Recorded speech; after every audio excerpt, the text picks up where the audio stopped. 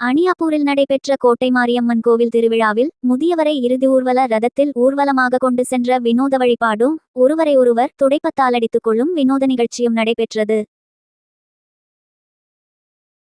மணப்பாறை அடுத்த அணியாப்பூரில் பிரசித்தி பெற்ற பழமையான கோட்டை மாரியம்மன் கோவிலில் 3 ஆண்டுகளுக்கு ஒருமுறை திருவிழா நடைபெறுவது வழக்கம்.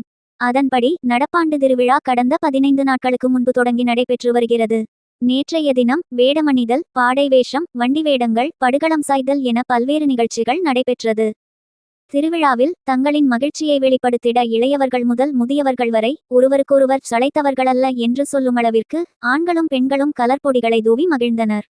இது ஒருபுறம் இருக்க, தலையில் முட்டையை அடிப்பது, ஒருவரை ஒருவர் துடைப்பத்தால் அடித்துக் கொள்வது, வீட்டில் உள்ள கிழிந்தபாயை எடுத்து வந்து அடிப்பது என வித்தியாசமான நிகழ்வுகளும் அரங்கேற்றப்பட்டது. இப்படிப்பட்ட திருவிழாவில் மேலும் ஒரு வினோத நிகழ்வாக பாடை வேஷம் நடைபெற்றதில் ஒரு மனிதர் இறந்துவிட்டால் அவருக்கு எப்படி இறுதிச் சடங்குகள் செய்வார்களோ அதேபோல் அணியாப்பூரைச் சேர்ந்த வைரமுத்து என்ற 70 வயது முதியவரை கோவிலிலிருந்து தாரைத பட்டைகள் முழங்க அழைத்து வந்து இறுதி ஊர்வல ரதத்தில் படுக்க வைத்து இறந்தவரைப் போல் அனைத்து இறுதி காரியங்களும் செய்தனர். அவரது மனைவியைப் போன்று வேடமிட்டவர் அழுது புலம்ப, தாரைத பட்டை முழங்க, ரதத்திற்கு முன்பு அனைவரும் ஆடிப்பாடியவாறும் ஆண்கள் ஏராளமானோர் தங்களின் விருப்பம் போல் சிவன், பார்வதி, விநாயகர், முருகன், யமதர்மன், சித்திரகுப்தன், காளி, ராமர், லட்சுமணர், சீதா, ஆஞ்சநேயர் மற்றும் பெண் உள்ளிட்ட விதவிதமான வேடங்களை சூடிக்கொண்டு பல்வேறு வாகனங்களில் முன் செல்ல, அதைத் தொடர்ந்து இறுதி ஊர்வல ரதம் சென்றது. கோவில் அருகேயுள்ள வளாகத்திற்கு சென்றதும் சிவன் வேடமிட்டவர் வந்து விபூதி போட்டு இறந்ததாக கருதப்பட்டு அழைத்து வந்தவரை மீண்டும் உயிர் கொடுத்து எழுப்பி வந்த பின்னர் கோட்டை மாரியம்மன் கோவிலில் சுவாமி தரிசனம் செய்தனர். இதையடுத்து இறுதி ஊர்வல ரதத்தில் வந்தவரிடம் கிராம மக்கள் அனைவரும் விபூதி பெற்றுக்கொண்டனர். நேர்த்திக்கடனை நிறைவேற்றிடும் பொருட்டு பாடை வேஷம் போட்டு இதுபோன்ற இறுதி ஊர்வலத்தில் பங்கேற்று வருவதை கிராம மக்கள் வாடிக்கையாக்கியுள்ளனர். மெய்சிலிக்க வைக்கும் இதுபோன்ற வினோத நிகழ்வுகளை கிராம மக்கள் பாரம்பரியம் மாறாமல் தொடர்ந்து கடைபிடித்து வருவது பலருக்கும் ஆச்சரியத்தை அளித்தது.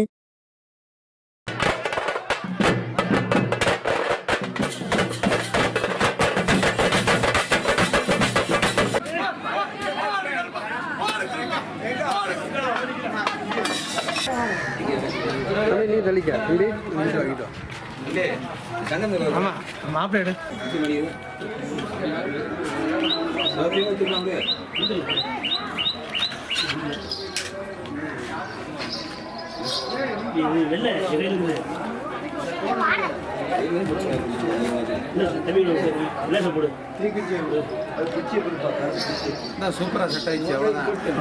போன சம்பள ரேட் உட்கார்றது.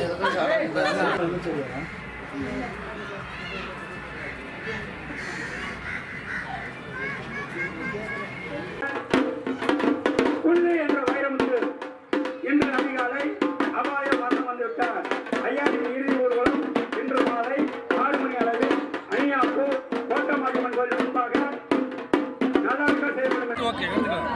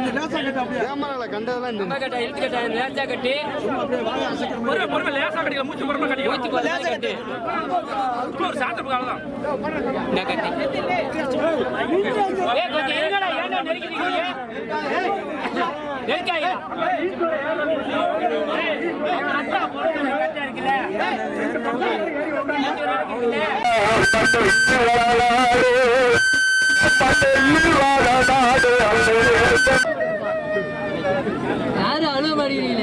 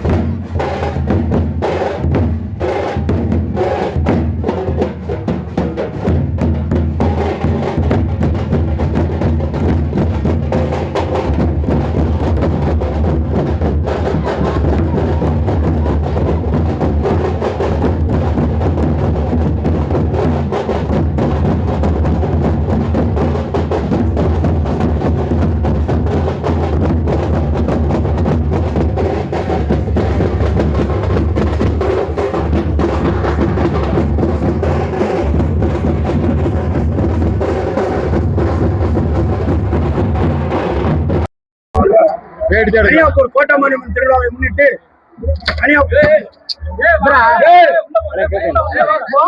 கோட்டமாரியம்மன் திருவிழா ஒரு வருஷம் நடக்குதுங்க. அந்த திருவிழாவில் வந்து பாட வேஷங்களுக்கு ஒரு அதிசயமான ஒரு பாட வேஷங்க. அதுல வந்து நடுப்பட்டியில இருந்து ஒருத்தர் வந்து நான் பாடையில வந்துடுறேன், எனக்கு வயிற்றுவலி, ஒரு வயிற்றுவலி அந்த வயிற்றுவலி வந்து நின்றுச்சுன்னா நான் பாடையில வரேன்னு சொல்லி வேண்டிட்டாருங்க. அந்த அவர் வயிற்றுவலி நின்றுச்சு. அவர் ஒரு 7 வருஷம் பாடையில வந்தாருங்க. அடுத்தது எங்களுக்கு தெரியும், நாடகாவில இருந்து ஒரு நாட்டாமைங்கிறவர் வந்து ரொம்ப கஷ்டத்துல இருந்தாரு. அவர் வந்து எனக்கு கஷ்டம் இருந்துச்சுன்னா நான் பாடையில வரேன்னு சொல்லி வேண்டிக்கிட்டாருங்க. அடுத்தது வந்து அவரு 7 வருஷம், அவரு ஒரு 4-5 வருஷம் வந்தாரு பாடையில.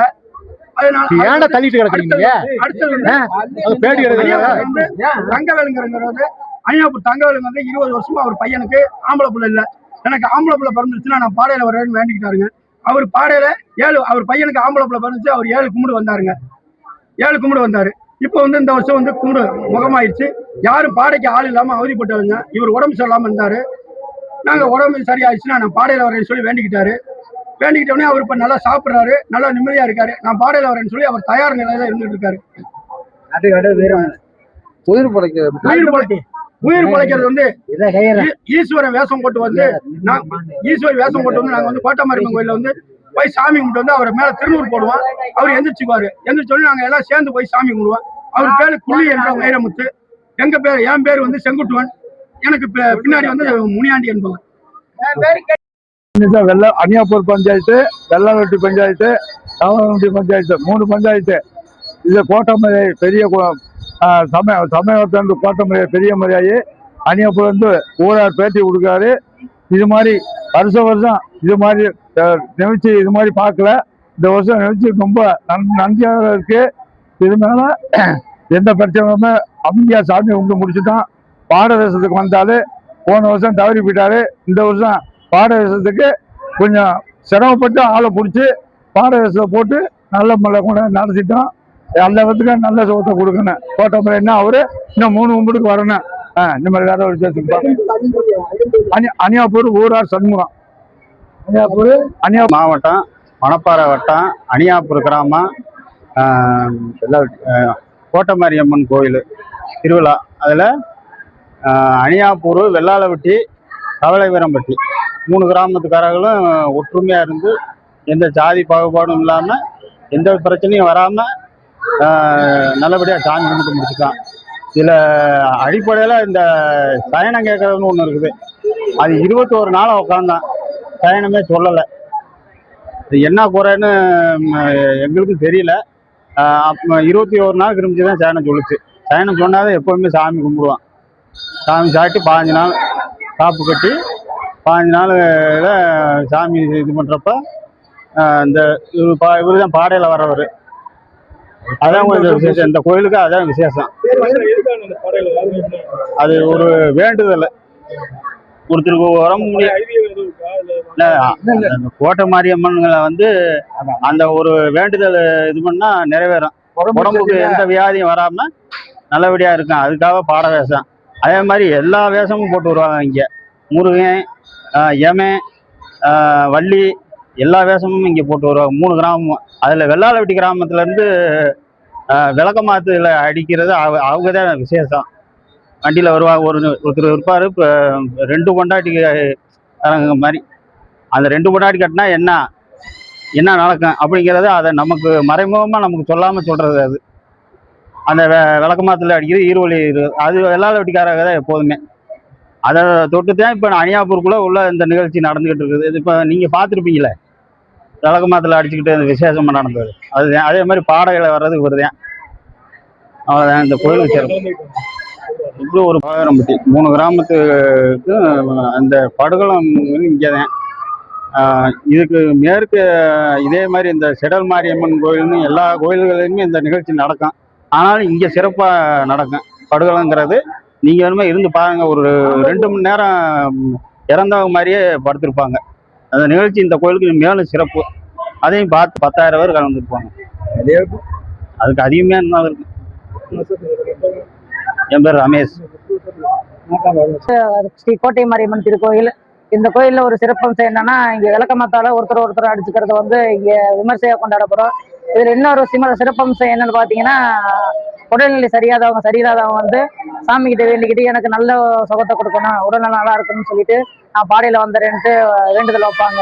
வேண்டுதல் வச்சாங்கன்னா அவங்க வந்து வருங்காலத்துல வந்து கொஞ்ச நாளைக்கு நல்லா இருப்பாங்க, கொஞ்ச நாள் என்ன ரொம்ப நாளாவே நல்லா இருப்பாங்க.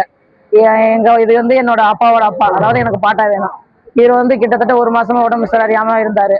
அவர் வந்து எனக்கு உடல்நிலையை சரி பண்ணி கொடு, நான் பாட வேஷத்துல வந்துடுன்னு சொன்னாரு. இப்ப நல்லா இருக்காரு, அதனால இந்த பாட வேஷத்துல வந்திருக்கிறாரு. பாட்டாவோட பேர் வந்து வைரமுத்து, என்னோட பேர் சிவா.